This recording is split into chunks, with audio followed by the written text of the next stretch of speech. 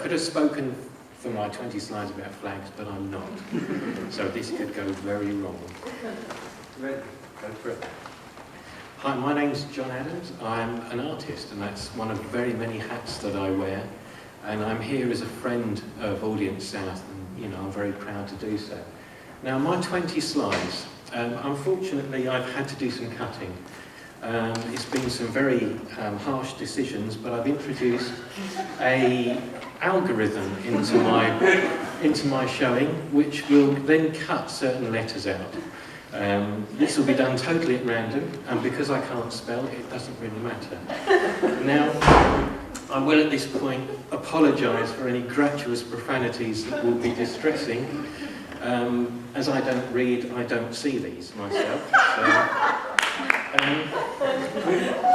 yes, like I said, this could go very wrong, because I don't know what it's going to do with some of the slides later on. So what do? What do I do? I'm an artist, okay? I'm an artist with Asperger's, I'm an artist with dyslexia, but primarily I see the world in a very, very, very different way. I started off at the age of 6 saying I was going to be an artist, and I've drawn most of my life. And one of the things I like doing is draw, where do I draw that line between private and personal? I believe an artist, is an artist 24/7, let's say. And most of the work that I do recently now, I draw on my experiences. So they're really kind of plucked from my memory. Okay. I know my experiences best, and for many long years I lived an isolated life. I didn't join in as an audience member in any of the arts, and my artwork had a very remote audience. I drew books. I really believe, what counts to me, thank goodness for that. Equitability really counts to me, and I don't mean equalness in the state that it's very weak. I mean equalness in the state that it's very, very strong. And, what matters to me personally as an artist is making and showing work. And for that, I need an audience member. Sometimes I don't actually have to have an audience member. I like hiding things.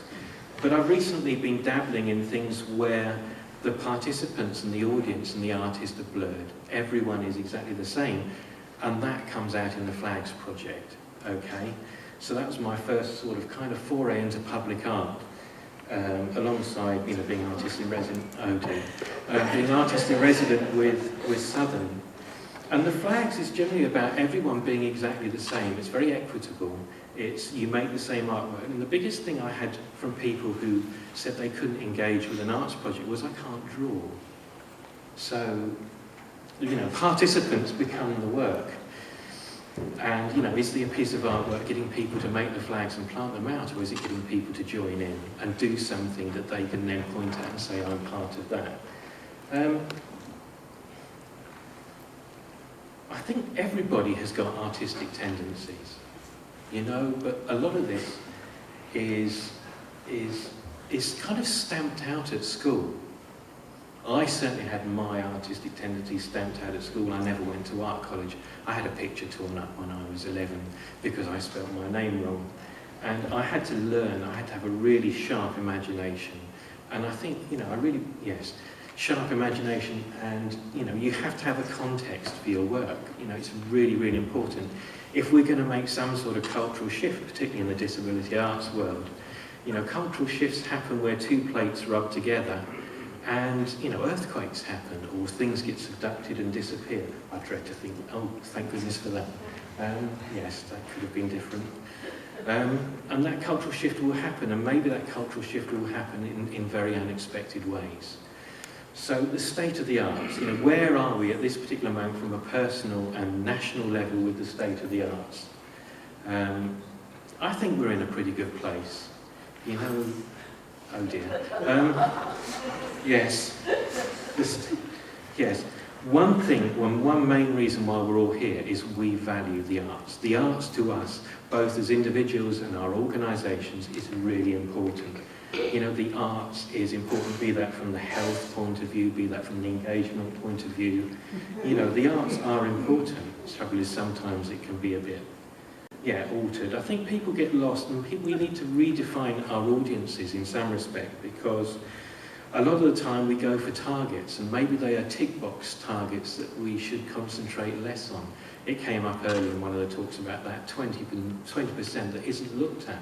Maybe that's something that should be looked at, and we redefine those audiences. I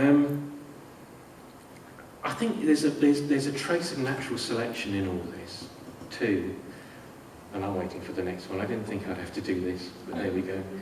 Yes, we need resilience. You know, we need to be resilient people. You know, in that natural selection where things are dying out and things are coming up and things are coming new, we need to be resilient people ourselves, you know, whether that's our organisations or whatever. And we need to take some action, some positive affirmation, and we actively need to really search out new audiences and new sources of funding. Oh no. Yeah, search out some other funders. You know, that's our responsibility. You know, it's no good just sitting still and moaning and saying, look, nobody's giving us any money. You know, we need to do this. We need to seek opportunities. You know, oh right, it's left them all in. This is what it's saved them all up for. So, you know, we have that responsibility to go out, find new audiences, find new opportunities. We need to persevere, but we need relevance. The work has to be relevant. And I think for the last slide, I'm going to leave you with something a little bit different. You know, word counts. I'm going to change this. This could get dicey. But for me, sticks and stones may break my bones, but words, you know, will always cut me. And I learned that at school. Words are important. And I'd just like to say thank you. And thank you to all the